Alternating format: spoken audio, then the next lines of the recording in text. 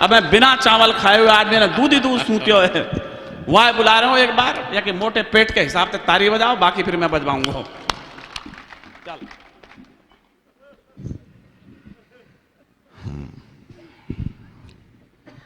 चल,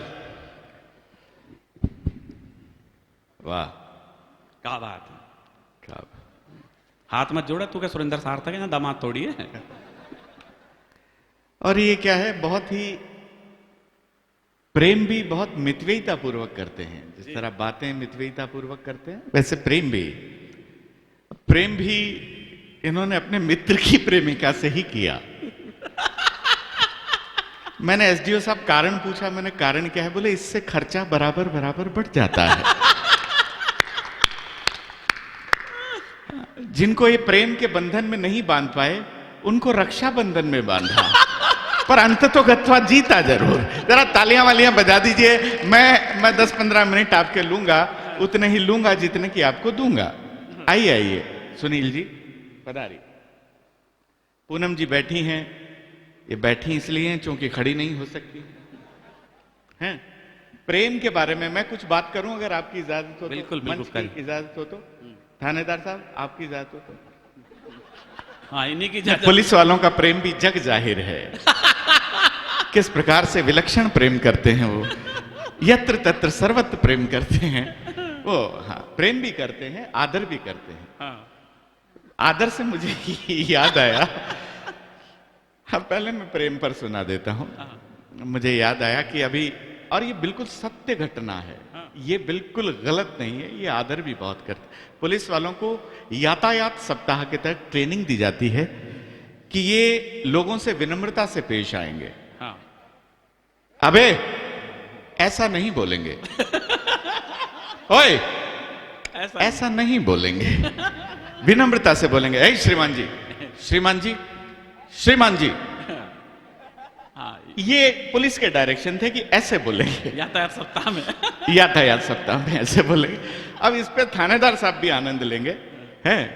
तो एक आदमी बिल्कुल विनीत जैसा निरीह जाट वो जा रहा था, तो पीछे से पुलिस वाले ने आवाज लगी, श्रीमान जी, श्रीमान जी आप सड़क के बीच में जा रहे हैं। तो जाट ने सुनी नहीं, फिर आगे, ए श्रीमान जी, फिर जाट ने अनसुनी कर दी, ओए श्रीमान जी, ये सड़क आपके बाप की नहीं है श्रीमान जी। बीच में कैसे जा रहे हैं श्रीमान जी? तो ये प्रेम भी इस प्रकार का बड़ा विलक्षण। लेकिन मैं प्रेम की बात करता हूं, अब आप लोग आनंद लेना, सब पढ़े लिखे लोग हैं। प्रेम क्या होता है, करूं कुछ बात? हाँ। क्या करो? देखिए मैंने पूछा करो, हाँ करो। ये इस उम्र में ये हालत है इनकी है। हाँ। प्रेम की बात, प्रेम क्या होता है देखिए। हाँ। प्रेम, शेर सिंह जी, क्या होता है प्रेम? प्रेम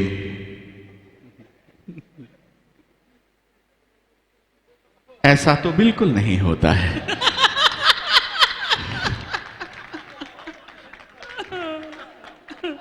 ऐसा देखकर प्रेम समाप्त भी हो सकता है।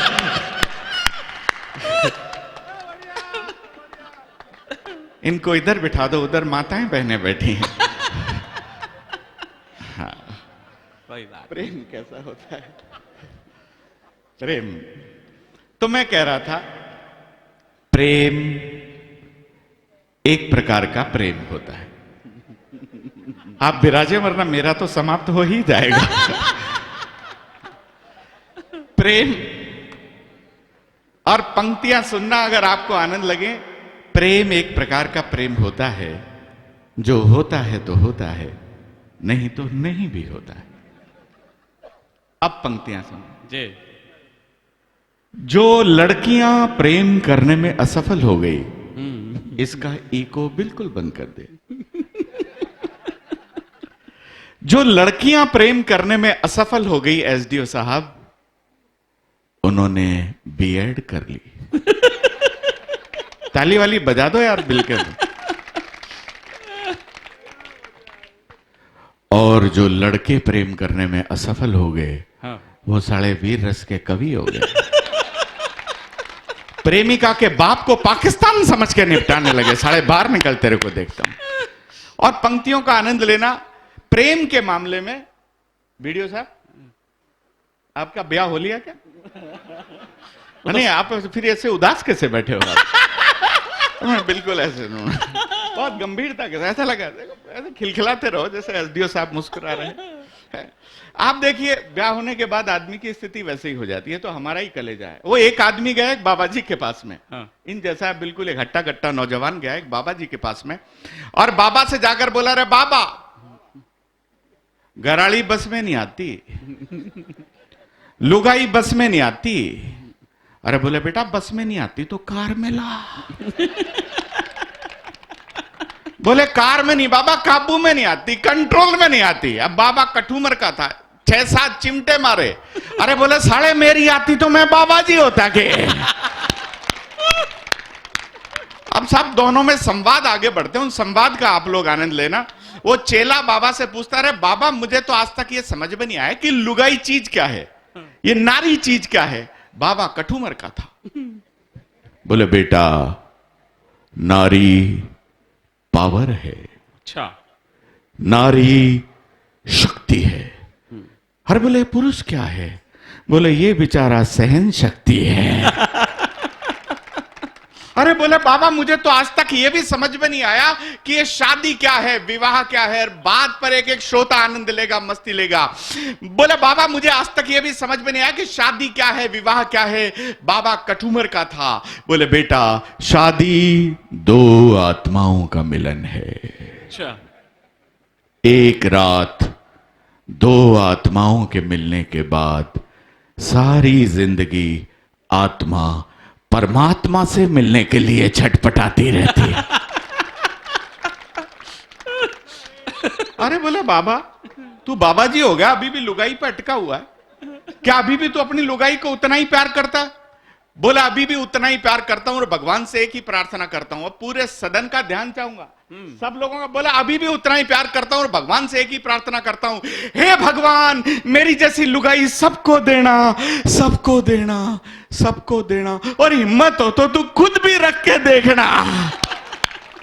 अब भारतीय आदमी क्या है, सब शेर सिंह जी बहुत भावुक होता है। और पिछले दिनों मेरी लुगाई बीमार हो गई थी, और बीमार होकर मुझसे बोली, बोला मैं जिंदा नहीं रहूंगी, पता नहीं पीछे से मेरे बच्चों का क्या होगा। अब भारतीय पति, आदर्शवादी पति। मैंने कहा, तू बच्चों की चिंता बिल्कुल मत करना, मैं खुद बिना लुगाई के रह सकता हूं, लेकिन बच्चों को मम्मी के बिना एक दिन भी नहीं रहने दूंगा।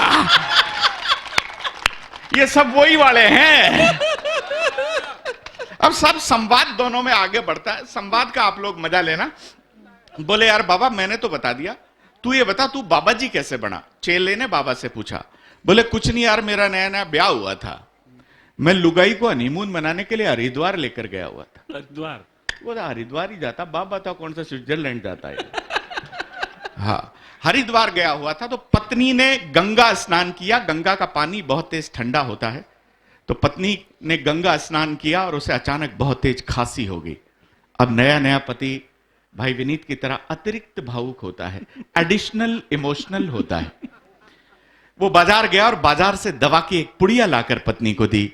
थोड़ी देर बाद एक चमत्कार हुआ, पत्नी की खांसी और आवाज दोनों हमेशा के लिए साइलेंट मोड पर आ गए। वो बेचारा गंगा जी के किनारे बैठकर, मेरी लुगाई की आवाज चली गई। तभी अचानक एक देवदूत प्रकट हुआ। बोला, किम कारणम रुदनम करोति वत्स, तो क्यों रो रहे हैं? महाराज मेरी लुगाई की आवाज चली गई। देवदूत बोला, पगले ऐसी पत्नियां तो करोड़ों जन्म की तपस्या के बाद प्राप्त होती है। प्रभु ये कभी बोल नहीं पाएगी, इसका मैं क्या करूंगा? देवदूत बोला, पगले अगर तुझे बोलने वाली चाहिए तो तू मेरी रख ले। और ये कहकर देवदूत अचानक अंतर्ध्यान हो गया। अब जो ही साड़ों को पता चला, शेर सिंह जी, साड़ों को पता चला कि इस जीजा ने, इस बाबा ने हमेशा के लिए जीजी को साइलेंट मोड पर ला दिया। साड़ों ने जीजा को बहुत कूटा। ये बात मैं सुरेंद्र सार्थक के लिए बिल्कुल नहीं कह रहा हूं।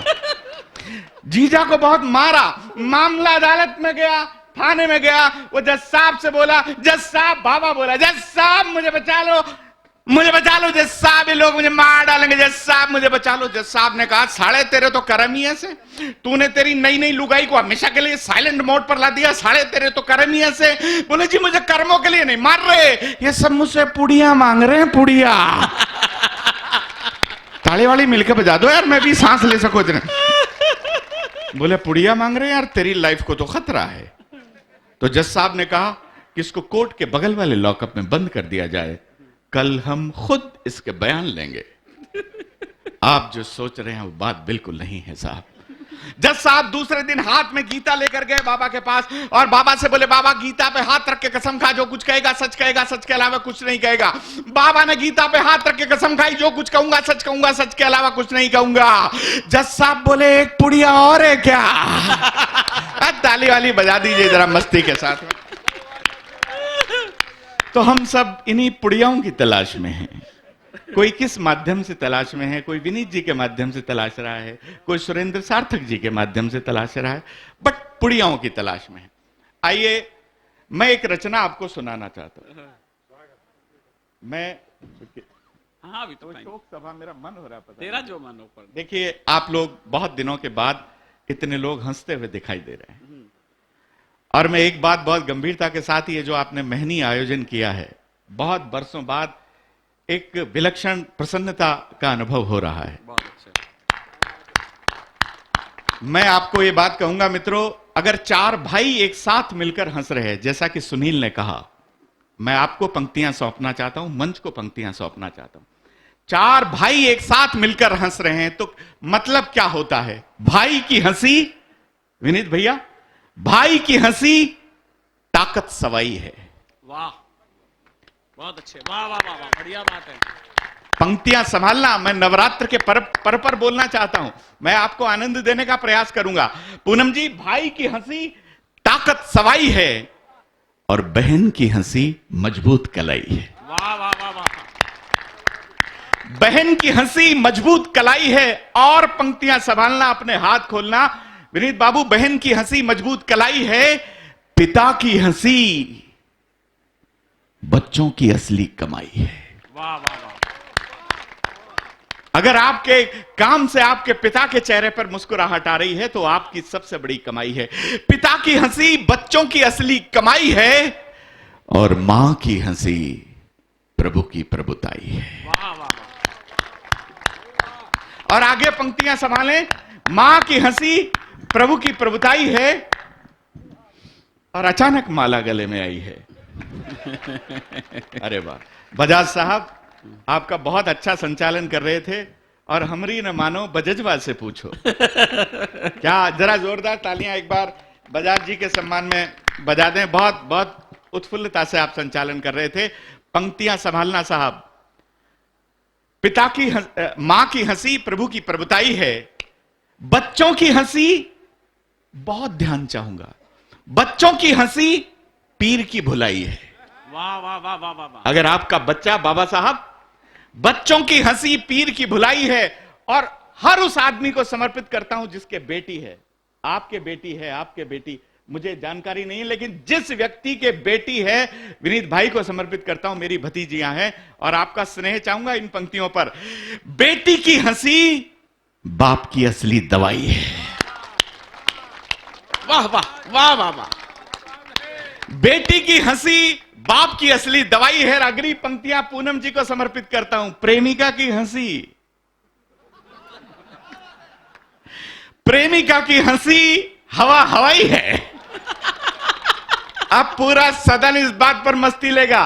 प्रेमिका की हंसी हवा हवाई है, और लुगाई की हंसी जेब की सफाई है। भाई बढ़िया संजय। लुगाई की हंसी जेब की सफाई है। वाह वाह। बेटियों की बात की, नवरात्र का पर्व है, मैं कुछ अच्छा सुनाने का मेरा मन है, 2-4 मिनट में चाहूंगा। सुनाओ। बेटियों की बात हुई, मैं बेटियों की बहुत इज्जत करता हूं साहब, हालांकि मेरे कोई बेटी नहीं है, मेरे पास जो बेटी है वो ससुर साहब की बेटी है। मैं उसकी भी बहुत इज्जत करता हूं, लेकिन अगर आपका मन हो अच्छा सुनने का, तो पता नहीं है कब आना हो, मैं आपको सुनाना चाहता हूं। अगर आपका मन हो तो एक बार आप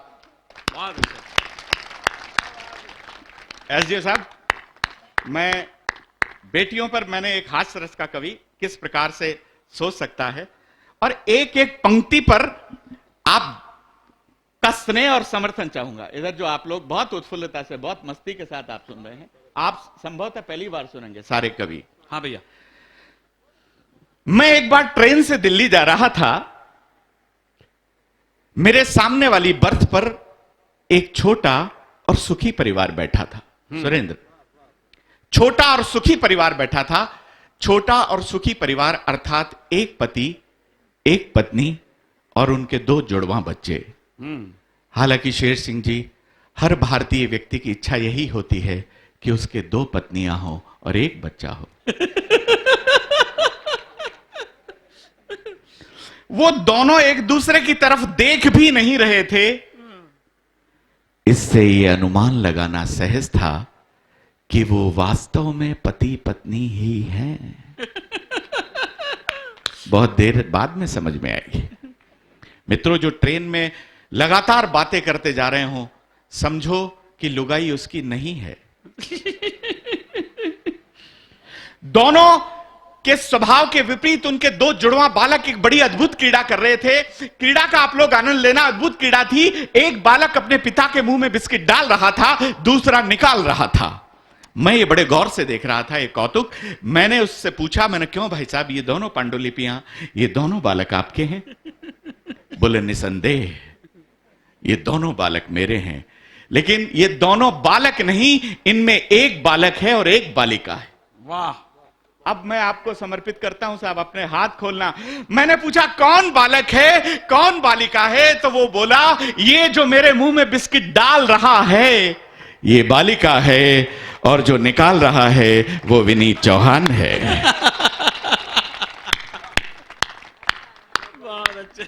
मैं बच्चियों के सम्मान में इसे एक व्यंग और सुनाऊंगा आपको, उसके बाद मैं एक छोटी सी कविता सुनाकर आप अपना स्थान लूंगा। भ्रष्टाचार की बात की, मैं भ्रष्टाचार की क्या बात करूं? अगर आप समझें तो मुझे बताना। डाकुओं का एक शिष्टमंडल, शिष्टमंडल ऐसे मत बताओ यार, तालियां ऐसे मैं जो बात कहने जा रहा हूं मित्रों, अगर आपके दिलों तक संजय झाला याद रहे या नहीं रहे, मेरी एक पुस्तक सुनी सुनी आवे हांसी, मध्य प्रदेश सरकार ने मुझे विक्रमादित्य सम्मान दिया और प्रकाशित। मेरा मन है कि मैं आपको सुना दूं, एक एक शब्द आप ध्यान से सुनेंगे। आदरणीय एसडीओ साहब बहुत रसिक श्रोता हैं, वीडियो साहब, थानेदार जी बहुत मन से सुन रहे हैं आप। एक एक पंक्ति। डाकुओं का एक शिष्टमंडल अपनी दैनिक सेवा से निवृत्त होकर, अच्छा, दैनिक सेवा, सिविल लाइन स्थित अपने आवास जा रहा था। वाह वाह वाह वाह वाह, क्या बात है भैया, वाह वाह वाह वाह, बढ़िया बढ़िया व्यंग्य भाई, वाह वाह वाह। रास्ते में एक तवायफ का कोठा आ रहा था। यह देखकर कुछ शरीफ डाकुओं का दिल पिघला था, और व्यंग संभालें, आपका स्नेह और समर्थन चाहूंगा। रास्ते में एक तवायफ का कोठा आ रहा था। यह देखकर कई शरीफ डाकुओं का दिल पिघला था, क्योंकि वो कोठा शरीफों की कोठियों से निकला था। वाह वाह वाह वाह वाह वाह वाह, बहुत अच्छा। क्योंकि वो कोठा शरीफों की कोठियों से निकला था, तभी एक जूनियर डाकू ने सीनियर डाकू को कहा, सरदार सरदार, यहां एक करारी कटारी रहत है, यहां एक करारी कटारी रहत है, गर हुक्म होए तो एक रात यहां काटी जाए।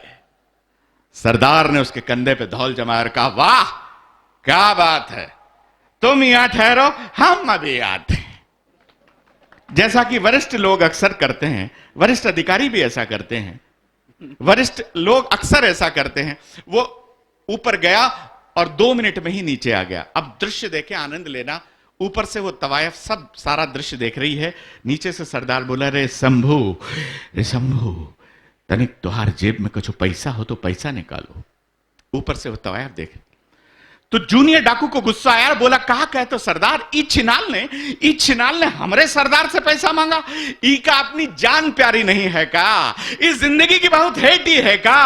अब सरदार बोला, डाकू बोला, सही कहा रे शंभू, ई जिंदगी की बहुत हेटी है, पर ई का हम कछु भेंट दिया चाहे रही, क्योंकि हमरे गांव की बेटी है। वाह वाह वाह वाह वाह। क्योंकि हमरे गांव की बेटी है। और अब पंक्तियों को संभालना। जूनियर डाकू बोला, का कहे तो सरदार, का कहे तो ई कलयुग है, कलयुग, द्वापर और त्रेता नहीं। और एक एक श्रोता का आशीर्वाद चाहूंगा साहब, हाथ खोलेगा, बच्चे बूढ़े जवान, व्यंग विद्रूपता और विसंगति आप तक पहुंचे तो। ये कलयुग है, कलयुग, द्वापर और त्रेता नहीं। डाकू बोला, शंभू हम डाकू हैं, डाकू, बाबा और नेता नहीं। वाह, वाह, बाबा वाह, और वाह। नेता नहीं, क्या बाबा बात। और नेता। जिंदाबाद। वाह वाह वाह वाह, क्या बात, वाह वाह। और जिस भ्रष्टाचार की बात कर रहे थे, हाँ। समय हो रहा है, लेकिन एक व्यंग मैं आपको और सुनाता हूं, क्योंकि आज इतनी शानदार जनता कठुमर में मिलेगी, बहुत बढ़िया। मैंने कभी नहीं इस शानदार तरीके से। मित्रों, एक बार आपके सम्मान में तालियां बजा। ये भ्रष्टाचार कभी समाप्त नहीं हो सकता सरपंच साहब, क्योंकि ये पैदा हुआ सागर मंथन से। सागर को जब मथा गया तो उसमें से 14 रत्न निकले, धेनु, धनु, धनवंतरी, अमीय, बाज, गजराज, श्री, रंभा, वारुणी, 14 रत्न निकले। जो 15वां और सप्लीमेंट्री रत्न था, सप्लीमेंट्री, वो था भ्रष्टाचार। अब संसार का पहला भ्रष्टाचार यहीं से प्रारंभ हुआ कि सारी अच्छी अच्छी चीजें देवता ले उड़े।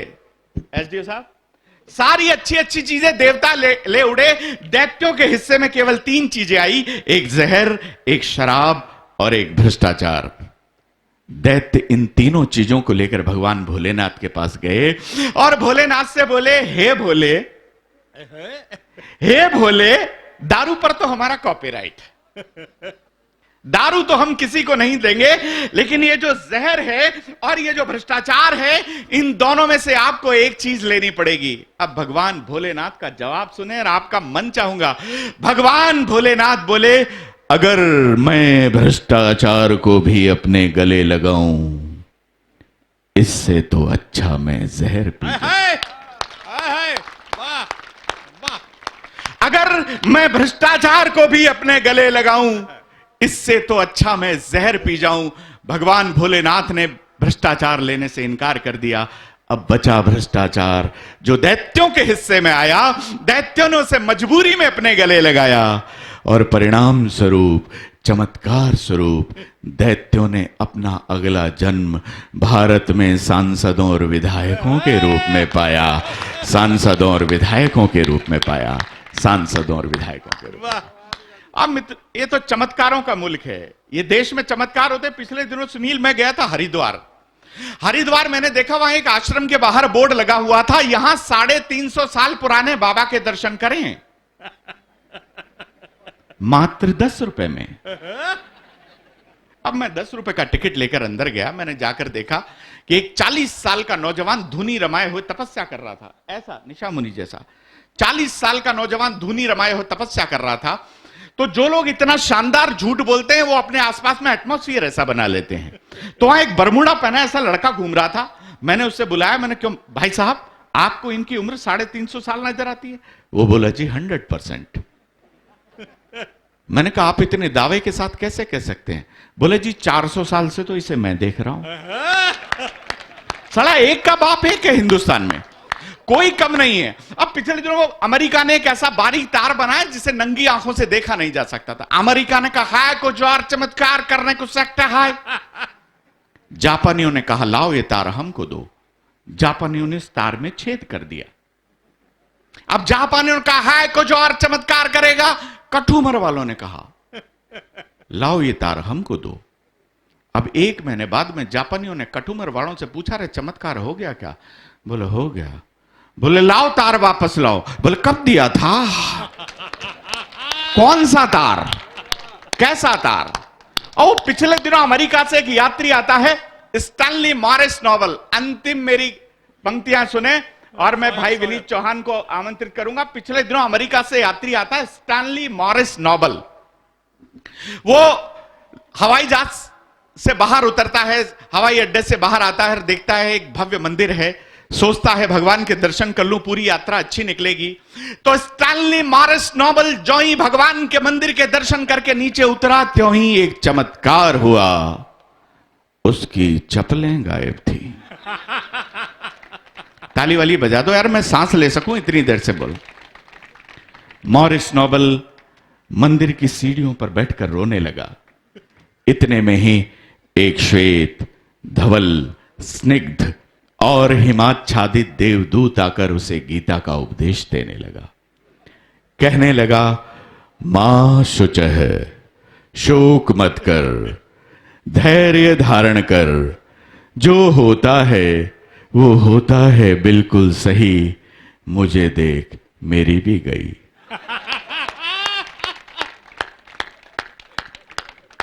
तुच्छ चप्पल के लिए आंसू बहा रहा है, तुच्छ चप्पल के लिए आंसू बहा रहा है। मुझे देख, क्या मैं रो रहा हूं?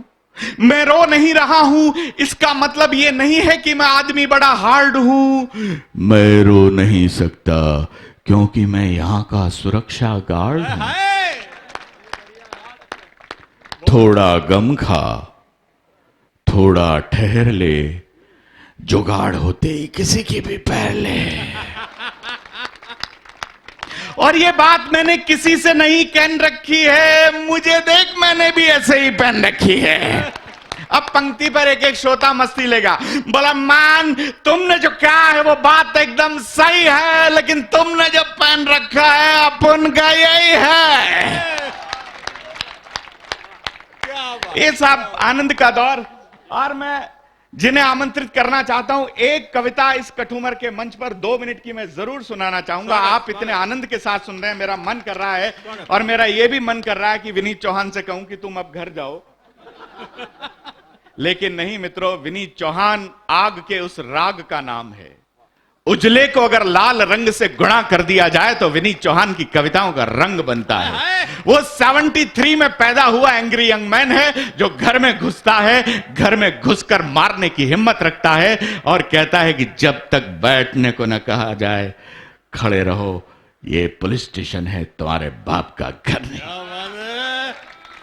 वो एंग्री यंग मैन। एक कविता मैं जरूर सुनाना चाहूंगा।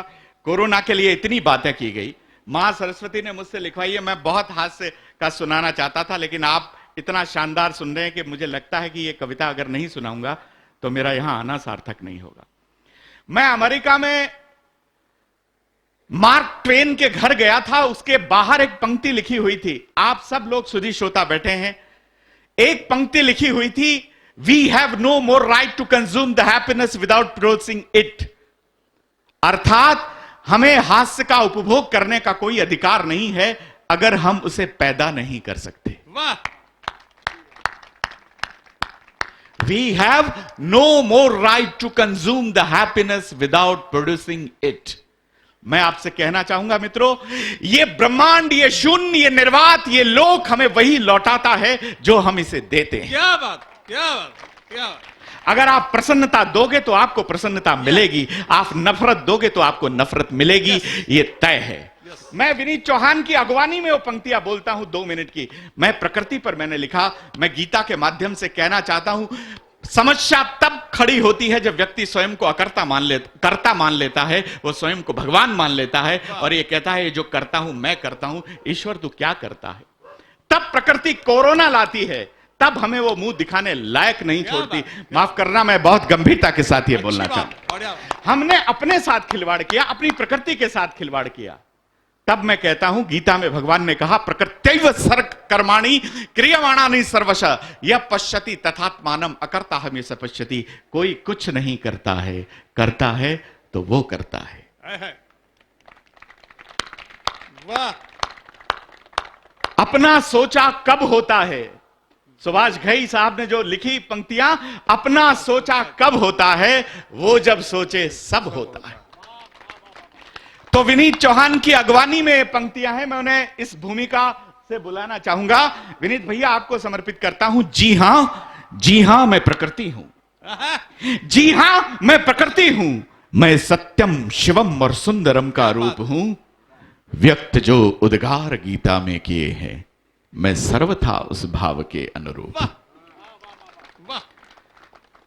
व्यक्त जो उद्गार गीता में किए हैं, मैं सर्वथा उस भाव के अनुरूप हूं। ये धर्म कर्म व्रत नेम सब मेरे लिए हैं, ये गुण तत्व और सब सत्व भी मेरे दिए हैं।